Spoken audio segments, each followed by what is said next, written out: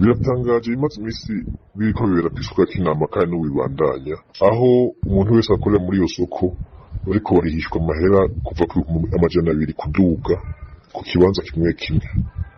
Ivyo rero bimeze uko mu gihe kuva iyi soko isha, buramatari w'intara ya Bujumbura ijambo yashikirije ku mugaragaro abari bahejeje kubura ivyabo muri iyo soko, yavuze yuko iyi soko yari ifise ubwishingizi assurance mw'ishirahamwe Agiko, aho yavuze ko isoko izosanurwa vyihuse. None rero aho ibintu bigeze biratangaje, twaze kumva ngene uwurongoye iyi soko yategetse abantu bose bakora muri iyi soko kuriha amahera kuva ku 200 kuduga ku muntu wese afise ikibanza muri iyo soko. Ivyo rero bimeze uko mu gihe abanyagihugu badatahura atanama bagishijwe kugira ngo bamenye aya mahera ico aciyeko.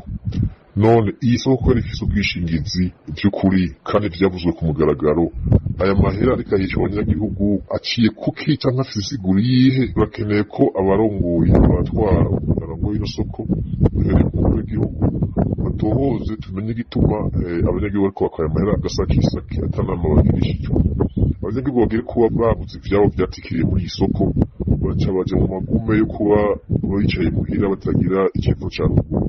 None bariko bakora amahera agasakisaki atari umuco utanzwe igituma ari we ariko barayariha, kandi tuzi ko hariho ubwishingizi bw'ino soko.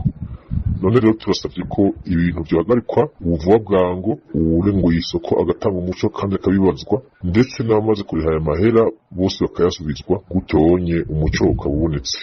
Turasavye rero abatwara umuntu atwara ino soko, umukomiseri w'isoko, ko bohagurukira kino kibazo vuba bwango, abanyagihugu bakaronka inyishu kuri kino kibazo.